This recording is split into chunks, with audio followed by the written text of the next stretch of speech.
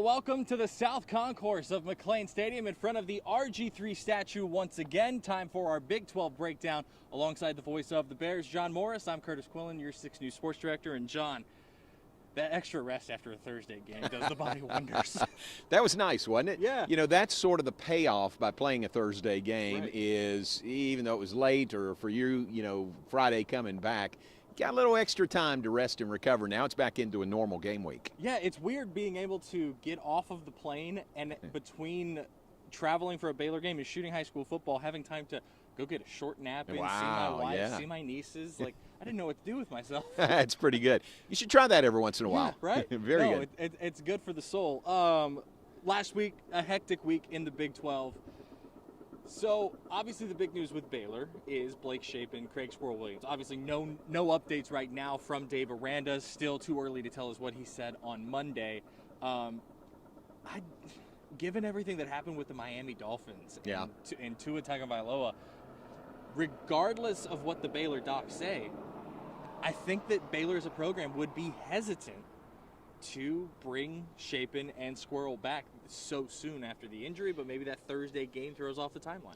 Somebody said right off the bat that extra 48 hours may be huge, playing on a Thursday and trying to get him back or both those guys back this week. Tell you what, we've got the Coaches Show tonight live from Rudy's, and it'll stream here on KCEN TV live stream. And I'll ask Coach again, so maybe there's an update. I'll ask him this evening, and we'll see. But I know this for sure. Baylor's not going to rush either of those guys back. They've got to pass all the protocols. There's steps, step 1, step 2, step 3. You have to go through and pass. So there's really no way to bypass that, or certainly from Baylor's perspective, no way to bypass it. And if they pass those, then they're good to go. If they don't, you don't have a choice. They're not going to play. Right, exactly. And so with that, let's go straight into our Week 7 recap. Math has not been my friend lately. Let's go straight into our Week 7 recap. Let's start. West Virginia 43, Baylor 40. Obviously, Shapen leaves in the third quarter on a slide. Textbook targeting. That play has been targeting since the rule was first put in the 2013 season. But that's the best the offense had looked all season long up to that point. Do you agree?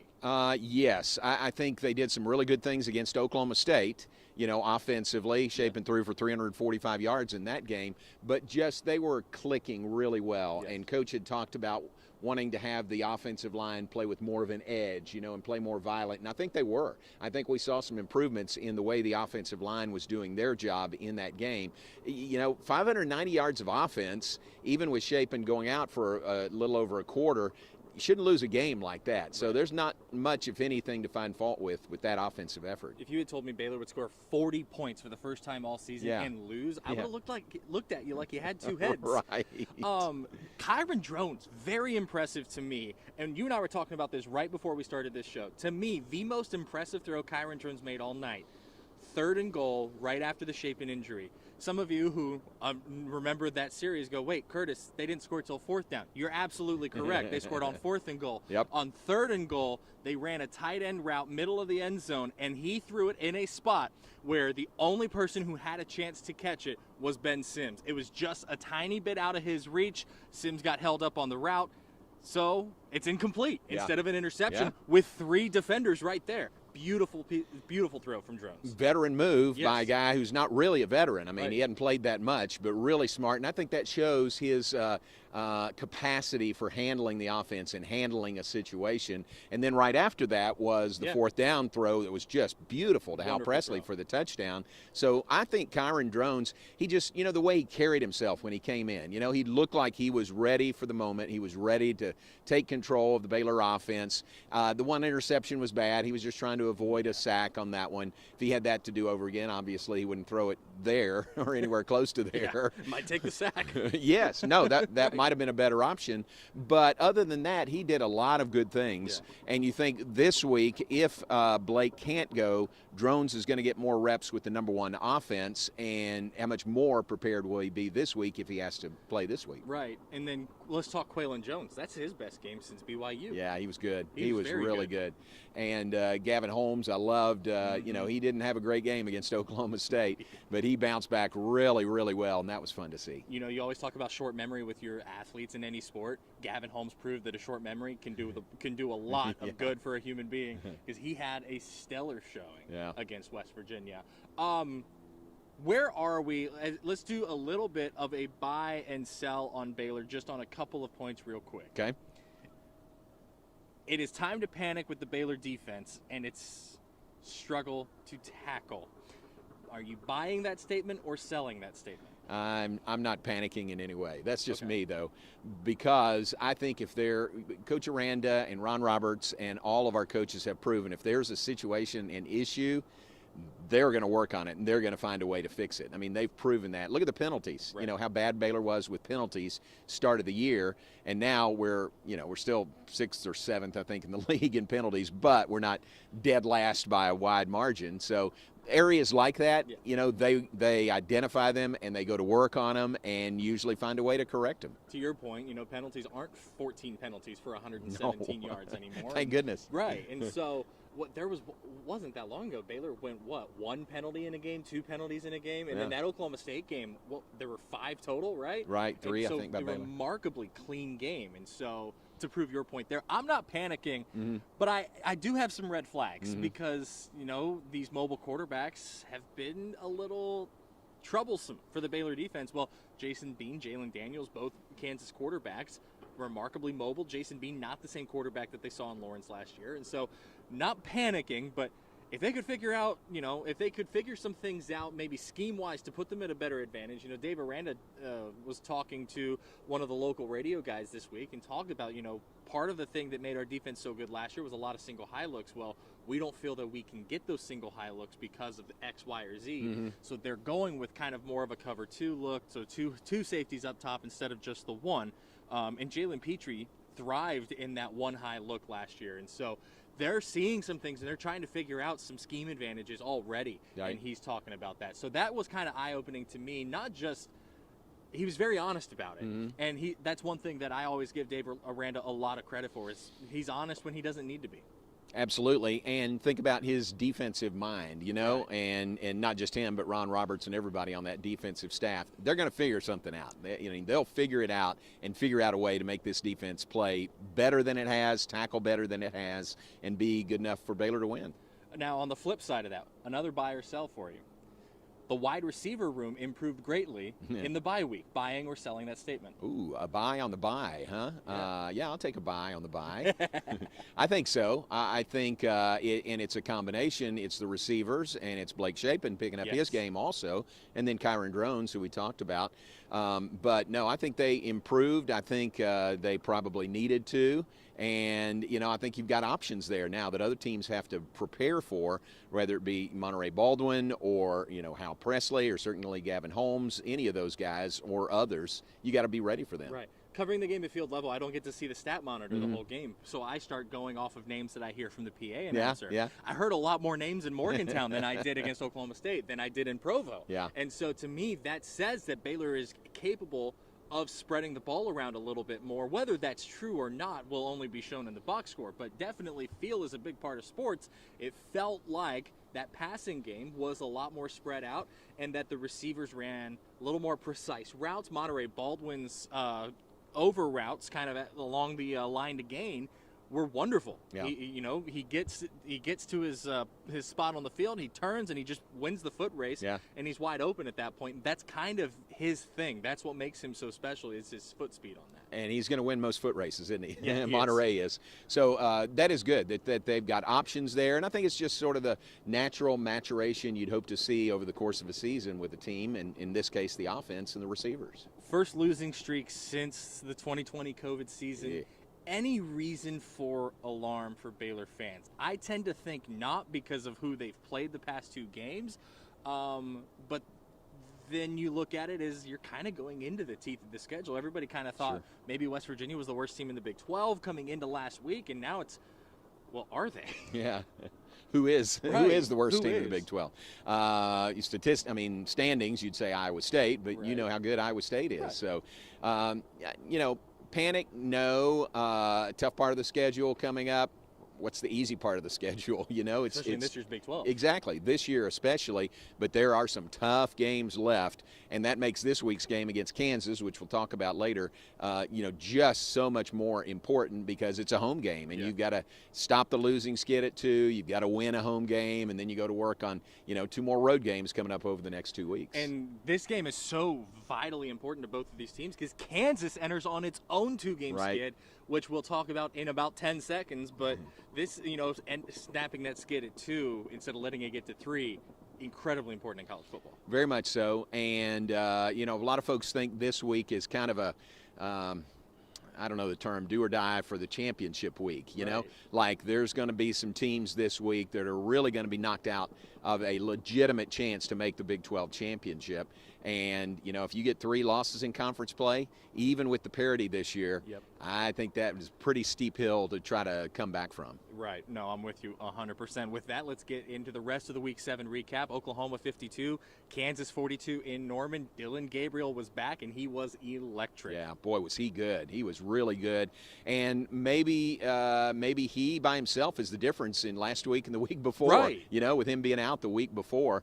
So Dillon Gabriel has a real command of that offense, and they were really good. The offense has been very up and down for Oklahoma this year. The defense has too, but man, to put 52 points up on a Kansas team that's playing really well, that was a great performance. That's the first shootout we have seen Kansas get into this season, and it didn't go their way, which is the only reason that's surprising to me is because of how dynamic that Jayhawk offense has been all season. Jalen Daniels, in every game that he's played, he's been one of the 2 leading rushers on the team, and of course he's the quarterback, so he's the leading passer on the team, and they've been very balanced in doing that. Yeah, played without him, of course, and Jason Bean was the quarterback and did well. They put 42 points up on the board themselves.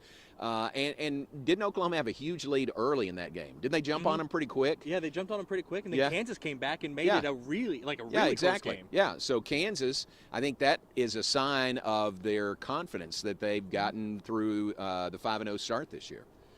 Down in Austin, I am looking up the final score because I forgot it. 24-21. 24-21, Texas over Iowa State.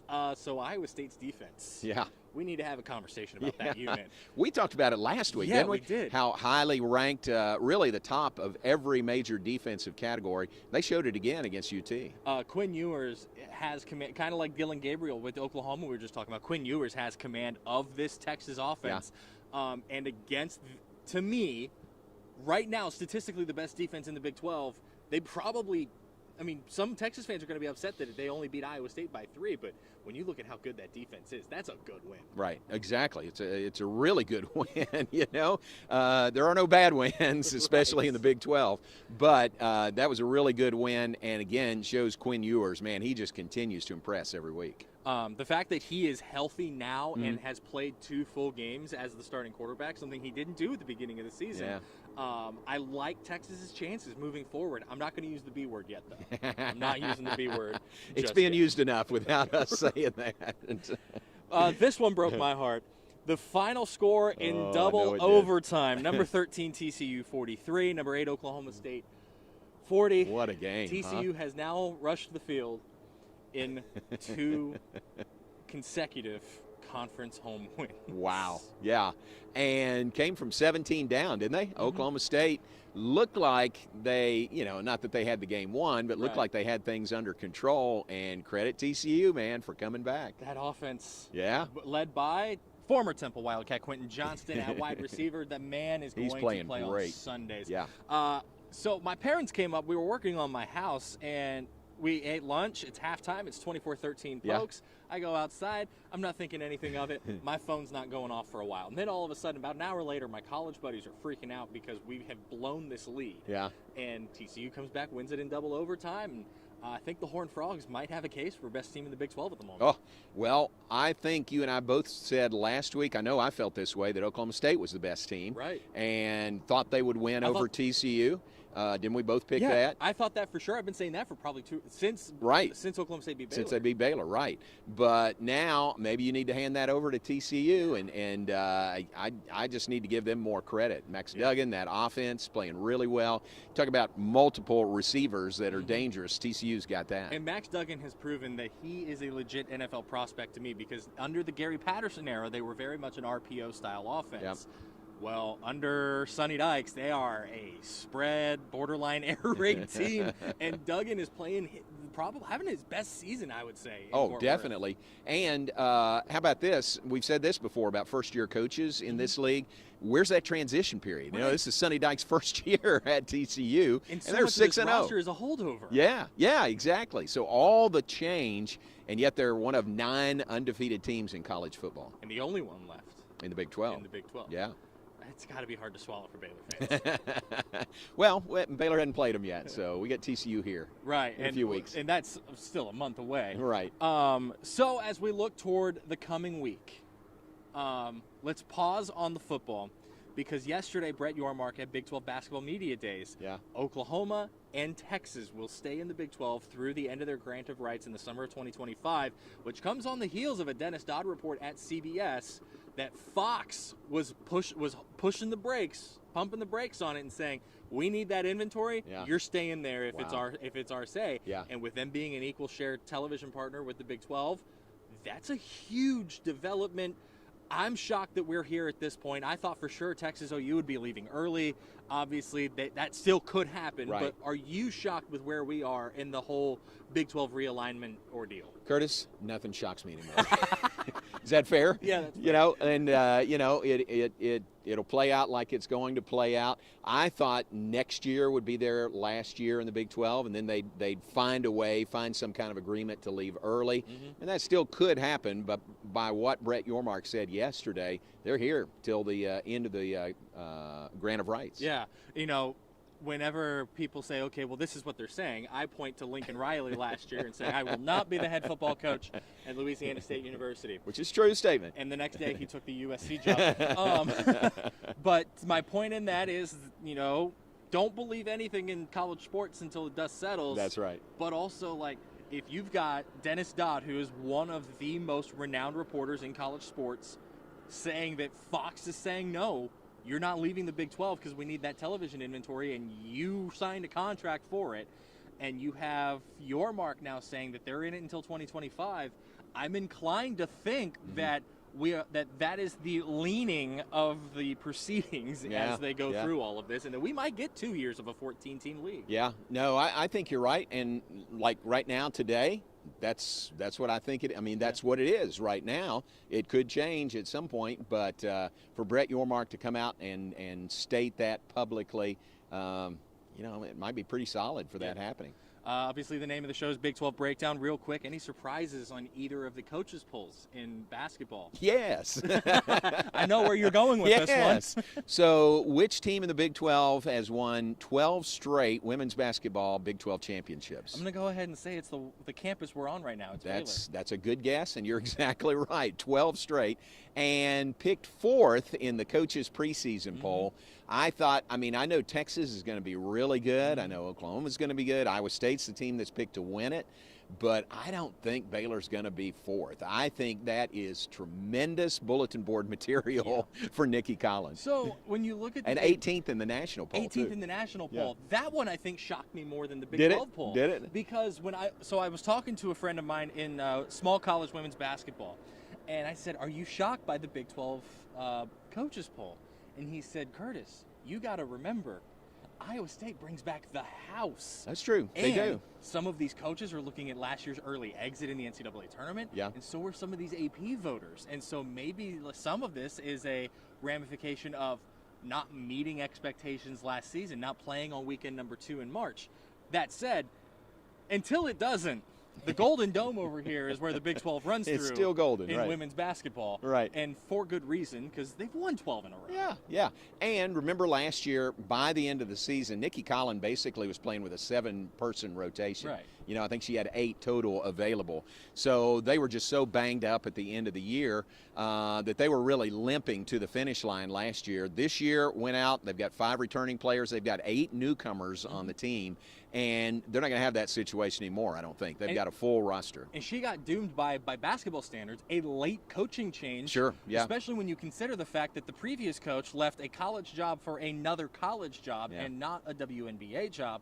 And so, to me, when you can't start recruiting until finals, nobody's taking phone calls from coaches during finals. Right. They're taking their finals. Yeah, that's right. During finals. Right. And so that might be some of the recipe for some of the roster disaster last year. Another player leaves the roster because of mental health issues, and so just the perfect recipe for disaster. And they still win the Big 12. Yeah. Outright by multiple games. Yeah, give them credit. Yeah. Started 0-2 in league play also. Right. And then found a way to win the Big 12. That was a tremendous season last year. So I am a little surprised, picked 4th this year. But, again, just put that in bold letters up on the bulletin board in your locker room and let it speak for itself. But you are right. Iowa State, Texas, they bring back so They're much good. talent. Oh, yeah, yeah. They bring in so many good freshmen. So I think that, to me, if I'm doing a power rankings in women's basketball before the season starts, my top 3 in some order are Baylor, Iowa State, and Texas. I agree with that. So men's basketball, no real surprises, right? Yeah. Baylor, Kansas at the top. Baylor picked to win it this year. Baylor and Kansas tied for 5th in the AP men's preseason poll. So, man, it's going to be a knockdown drag out this year, isn't it? It's going to be so much fun. Oklahoma State's tournament eligible this time, too. Yeah, that's good. So now you've got Mike Boynton with a team that has high expectations.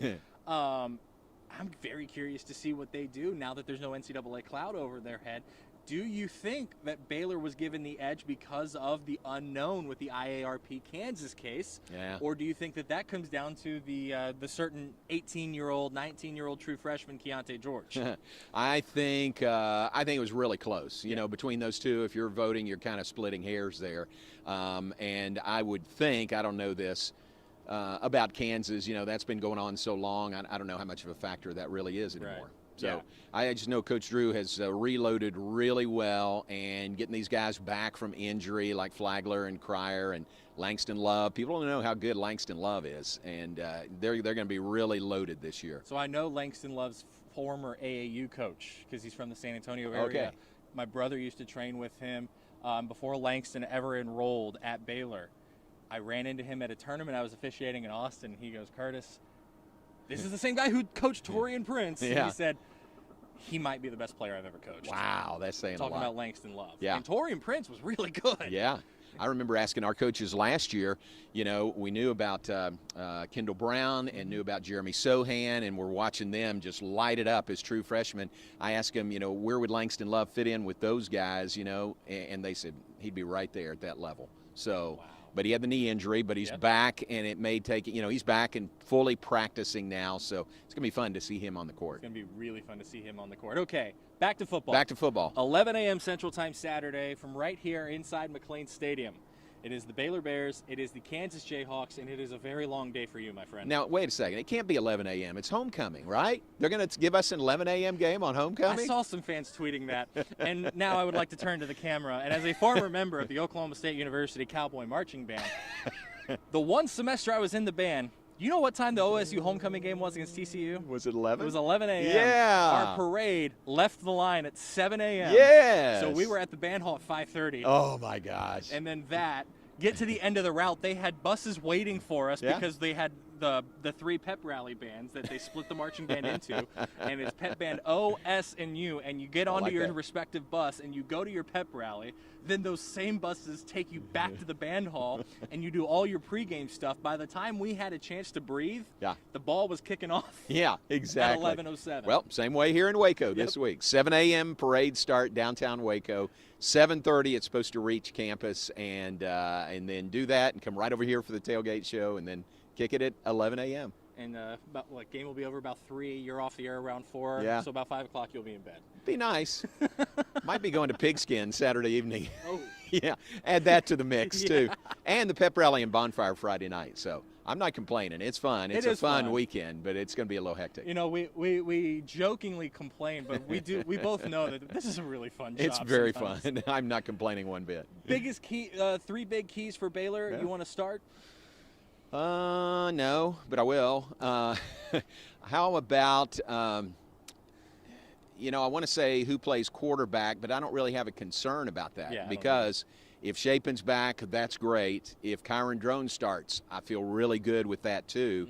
Mm-hmm. But it's just, it might be a question that lingers until kickoff on Saturday.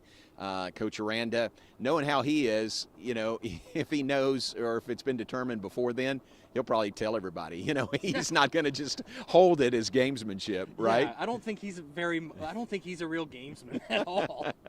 Coach, no, just hold on to that. Put it in your back pocket. But we'll see, and it's not really a concern. I think it is a key to see continued improvement at that quarterback position, which we've seen from Blake Shapen over the last couple of weeks. My biggest key is going to be wrapping up. That's been kind of the big issue is not getting your shoulder across on defense and form tackling.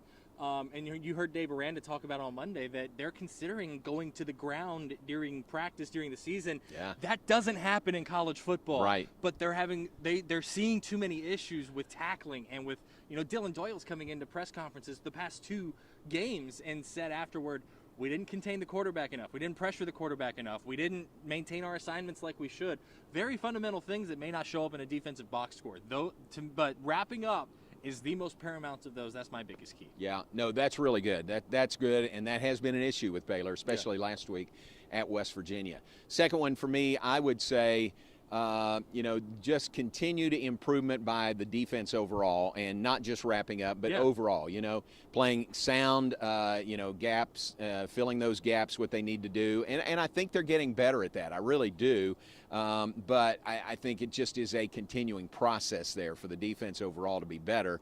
We've said it before, Terrell Bernard and Jalen Petrie and JT Woods aren't coming through that door. Right. These are the guys that we have, and they're very good. They're very talented, but they just need to continue to establish their identity, with these guys on defense. I'm going to go with our third straight defensive one. Yeah. And I'm going to say the defensive line, specifically TJ Franklin. He had a marvelous game at West Virginia. Had some crucial hits on 3rd down to force West Virginia to punt. He has to be really good. But on top of that, if they double team him, Apu's got to be able to get through a gap. Cole Maxwell's got to be able to get through. Jackson Player's got to be able to get through. The pressure on Jason Bean, who it looks like will be the quarterback for Kansas this Saturday, has to come from up front. That's good. And I think TJ Franklin is the catalyst for that. That's really good because we thought going into the year that defensive front was so good and everybody coming back that they were just going to be a handful, for any team they played against, and that would allow the secondary and some of the new guys, to come along because the defense was so good up front. And they've been good, they just haven't been great, and I just think the front line needs to be capable of putting pressure on the quarterback without blitzes, and we just haven't seen that much. So I just think they're capable of doing that more themselves. Okay. Yeah. I agree with you there. Third thing for me, how about maybe special teams in general? Yep. Was an issue against Oklahoma State, and dadgummit, it was an issue against West Virginia again. I heard this week, and I thought, is that right? And it is. Baylor makes 2 extra points in the right situation, and they're 5-1 right now. I saw that. Right? Yeah. You make an extra point against BYU, you probably win that game. You make one against West Virginia, and you probably win that game, instead of the blocked extra point kick that goes back for 2 the other way. So simple things like that. And then, you can't, it's not special teams, the scoop and score. That was a non-offensive touchdown, though, by West Virginia. But just special teams in general, it's got to be better. It's got to be better. And they've improved in that since the Oklahoma State game. They got some really nice kick returns, some really nice punt returns at West Virginia. But my goodness, the momentum switch that blocked PAT gave West Virginia. That was the swing for me. Yeah, that was the swing right there. It was 100% the swing in that game. John Mayers has been great since coming back to the kicking role. And then you talk about that non-offensive touchdown. I thought Shapen dropped it at first until I went back and watched it on my camera at field level, and you just see one of the West Virginia defenders reach through and bat it out of Shapen's hand. He's got to hold on to the ball a little bit better. That's tough. And here's something I found out. Our statistician is Jeff Walter. He teaches class at Baylor, and he's got Noah Rauschenberg in class. And I don't know how he brought this up, but he asked him about the kickoffs, how short they were against Iowa State. And now, this past week, all but one were out the back of the end zone. He said he's gone to a kicking ball, a designated kicking ball that he hadn't had up until this point, this past week. And apparently it's had great results. Yeah. So there you go. There's some inside scoop. Credit Jeff Walter. Jeff Walter. Way to go, Jeff. On that. My third and final key, I'm going defense again. Mostly because you're all defense today. But and that's not normally what I would do here. But the offense is doing what I think mentally, in my head at least, it needs to do at this point in the season. And you already talked about, is it Shapen or is it Jones? That just kind of determines what the offense looks like, but no real red flags on that one. So I'm going defense again, and what I'm saying is containing the dual threat. Kansas is very balanced, but they're not afraid to go air raid if they need to because you're stopping the run, but the pass game is there, and they're not afraid to go 1980s wishbone and just run it down your throat if you're dropping 7 into coverage every snap. And so you've got to contain the dual threat because they are not afraid to run their quarterbacks. Neither of the Kansas schools are this year.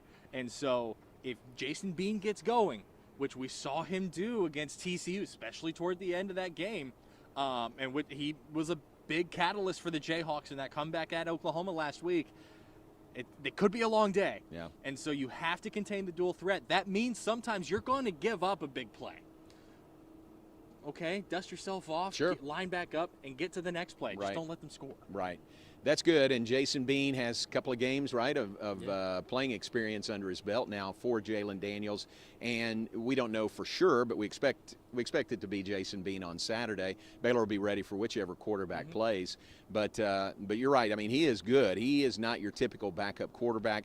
We saw him. He played against Baylor last year up in Lawrence. That's right. That's right. So maybe that's an advantage for Baylor, having seen him as recently as last season. Exactly. Yeah. As we look through the rest of the game, Oklahoma and Iowa State are off this week. So as we continue through the schedule, we go to 2 p.m. God's time Saturday from Lubbock, Texas. This game is on Fox Sports 1, 3-3 West Virginia at 3-3 Texas Tech. And I didn't think this would be as crucial of a game as it is 2 weeks ago. Yeah, how about that?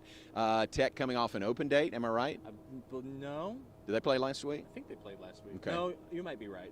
At any rate, they're back home and hosting West Virginia. It's homecoming for Texas Tech. It's sold out. Man, they are selling out those games. Baylor plays out there next week, and it's been sold out for 3 weeks already. Yeah. So, Pat Mahomes is coming back for that one, right? Yeah, how about that? Break out all the big guns for Baylor next week. But right now, West Virginia has their attention. Maybe West Virginia has, a little swagger, having won the game over Baylor and gotten off the snide. So this is a really good, when you talk about every game, the Big 12 is really good, no matter where you are in the standings. This is one of those. Yeah. This is a really good matchup. And I think this is one that could go a very long way for both of these teams when you look at bowl eligibility down the line. It would be nice to get this one. 4-3 is a lot better than 3-4, something that Baylor's looking at this weekend as well, trying to snap its own 2-game slide. But can West Virginia guard the air raid? Because Texas Tech is not a balanced offense. It is an air raid offense, and it works for them. Donovan Smith is electric in the pocket. Barron Morton looks like he's going to get the snaps this weekend, and he doesn't look like a redshirt freshman now. Yeah, and again, Baylor put up 590 yards of offense against that West Virginia defense. Tech may be licking their chops, seeing what they can do this Saturday. I like Texas Tech in a close one here, but I've said this before, and it's kind of my cop-out on some things, some people would say, but the only thing that surprises me here is a blowout. Yeah, no, that's good. I agree with you. I would take Tech in a close game.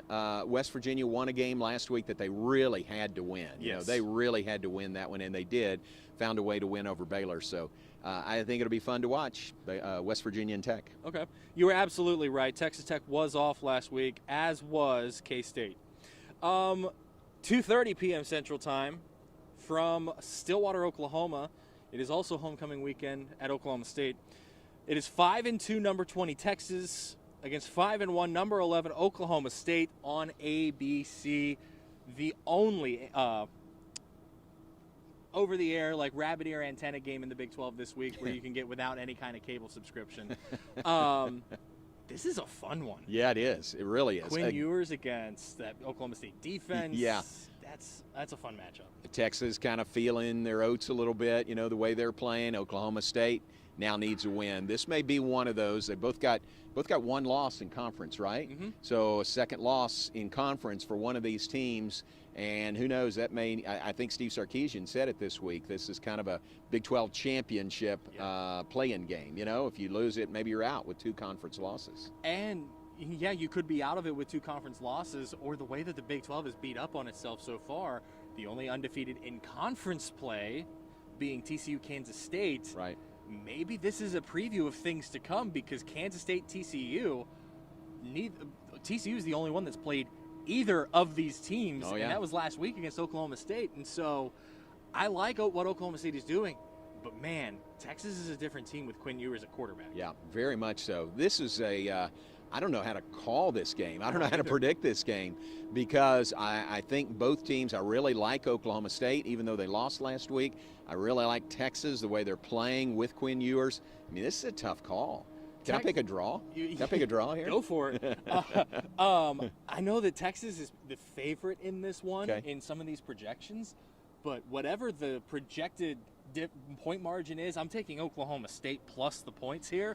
But I think Texas wins a close one. I think it comes down to who has the ball last, and I think Texas has a offense that is more equipped to hold on to the ball for a little bit longer, especially at the end of the fourth quarter. Yeah, and Bijan Robinson to me is a lot of times the difference in a game, just the way he runs the ball and the way Texas can run the ball if they need to.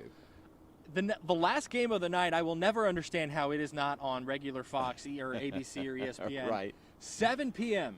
Central Time on FS1. The only good thing about that, I had the same thought you did. But look how much baseball they're putting on FS1 right now. The NLCS is there. Yeah, and they're trying to push really marquee games in different sports to FS1. So, if you're a sports fan, you probably know where that is now, know how to find it. Right. That's a good point. They've put the league championship series, whichever one Fox has had on a given year, on Fox Sports 1 for 3-4 years now. So good point. But this is TCU and Kansas State in Manhattan, I believe, right? Is it Fort Worth? No, it's in Fort Worth. It's in Fort Worth again. Yeah. So it's number 17 at number 8 in Fort Worth. 5-1 meets 6-0. I like this game. I like this game a lot. I know. Again, tough to call. K-State coming off an open date, so a little extra time to rest and be ready for TCU. TCU feeling their oats right now, too, and they should be, the way they're playing right now. How about this? I noticed this week, and I hadn't before. Kansas State is +8 in takeaways. Martinez, the quarterback, has not thrown an interception all year in 6 games. He's one of 2 quarterbacks in the FBS that has not thrown an INT. Yes, no interceptions and +8. They're 4th in the nation in takeaways. That just has Chris Kleiman written all over it. Don't hurt yourself. Take advantage of takeaways, and that's a real plus in K-State's favor. This, to me, is the team that Kansas State envisioned for itself when it hired Chris Kleiman from North Dakota State. Yeah. Trivia time. I'll get you get a shout if you get this one. I want to see how closely you paid attention to the tweet. Who's the other quarterback that has not, or not even the quarterback's name? We'll go with the school. What's the other FBS school that has not thrown an interception this season? I didn't see the tweet, and I have no idea. It's Vanderbilt. Really? Vanderbilt. Shocking, right? Yeah, exactly. It is Vanderbilt that has not thrown an interception this season. We could have stood here all day, and I don't think I would have guessed that. Yeah, I'm with you. I saw it this morning. I said, there's no way.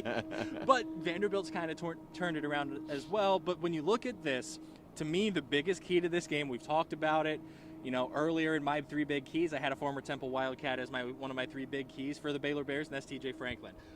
His former high school teammate in Quentin Johnston is the biggest key in this game to me, because I don't think Kansas State has defended a player like Quentin Johnston all season. He's having a great year, isn't he? Yeah. I mean, a really great year. And again, one of kind of a 3-headed monster at receiver for TCU, and TCU's at home. I like both both these teams and programs and the way they're going right now, still hard to explain how K-State lost to Tulane a few weeks ago. Although Tulane is leading its division right now in the AAC. Yeah, well, that's true. That's true. Shocking. But I am through picking against TCU, so I'll take the Frogs at home. I'm with you here. Quentin Johnston is a big part of the reason why.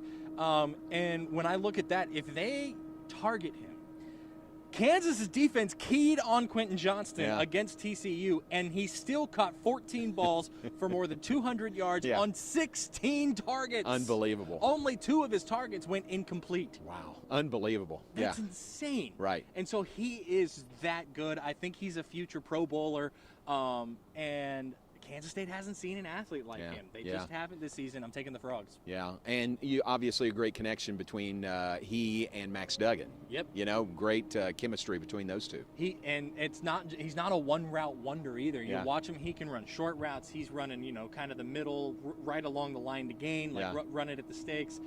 And he can just go. Yeah. And, the old Johnny Manziel, he's down there somewhere. Yeah, throw it just to Mike toss Evans. it that way. Yeah, right, so right. I like TCU in this one, but it should be a fun week in the Big 12. Great games every week, and this is it. And we're to the, point in the season. We're past the halfway point in the season.